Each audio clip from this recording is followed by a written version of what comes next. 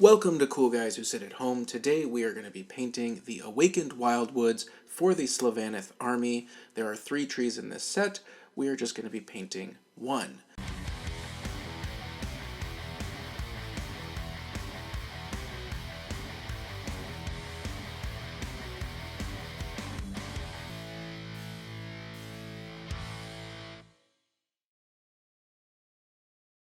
Overall, this paint scheme is not too hard to do. We're going to be using mostly contrast paints as well as some standard Games Workshop paints.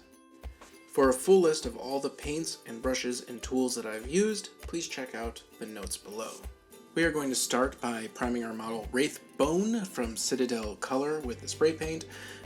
Then we are going to paint the trunk of the tree and the branches with contrast paint Wyldwood. We're using a smaller brush to make sure that we get into all the little details, and we are just going to be covering the mushrooms. Right now we will go back and paint them a different color later. These models have very strong relief, which is excellent for dry brushing and contrast paint, but I am using a smaller brush to make sure we get into all the little cracks and crevices. You can see here that there is some white showing through from deep inside that we need to make sure gets covered.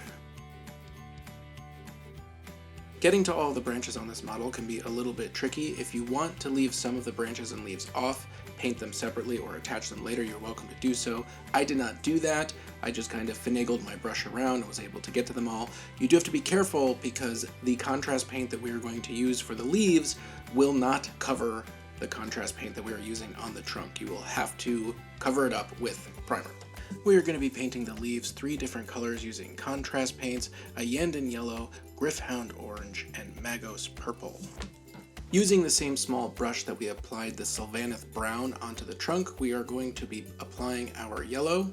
Like everything on these models, the relief is excellent. You're going to be able to get a nice dark center to the leaves. You just want to make sure that you don't have too much contrast paint so that you can actually see that relief. We want to apply it in blotches all around the model. Following the contours that the sculptor put in, you can kind of see that the leaves are in different patches. We want this to be pretty random because we're going to be adding our other 2 colors, so not too much.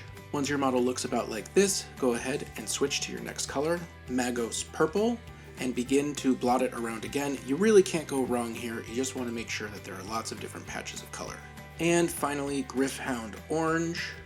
Each time you put down a color, you want to make sure that they are spread out nicely so that when you're done, you don't have too many colors next to each other making really large patches.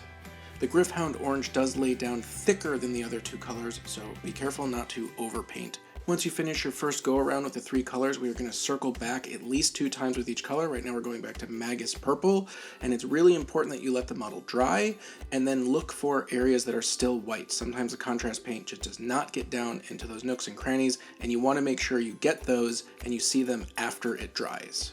Again, we are going to circle back to each color 2 or 3 times until the entire model is painted and there are no little white sneaky parts. At this point, you are now done with the top of all of your leaves, and you can do one of 3 things. You can repeat this process on the underside, which I did not do. You can do nothing with the underside, or you can just add a dark shade on the bottom. It is very difficult to see the leaves on the underside, so I'm only doing the top. Now we are moving away from the contrast paint, and we are going to use a dry brush paint called Longbeard Grey, and we are going to be dry brushing the tree trunk with this. Again, this model has fantastic relief. It is fairly easy to dry brush, so we're just going to layer it on. And the nice thing about this color is if there are any areas that the contrast paint did not get down to, those little white pinpricks will now blend nicely with our dry brush. Moving on to the base of our model, we are going to be applying Baneblade Brown to the ground.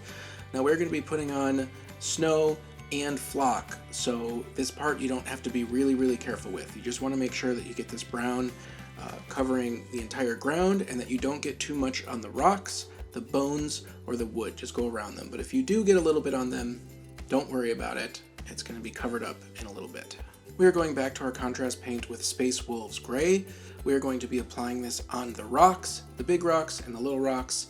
I think that this paint makes amazing rocks. We are not going to be dry brushing it, but if you do dry brush it, wow, I really love this paint for rocks. There are a lot of little rocks all around the model. Make sure you get them all. We are going back to Iyanden Yellow. We're going to be using this on our bones.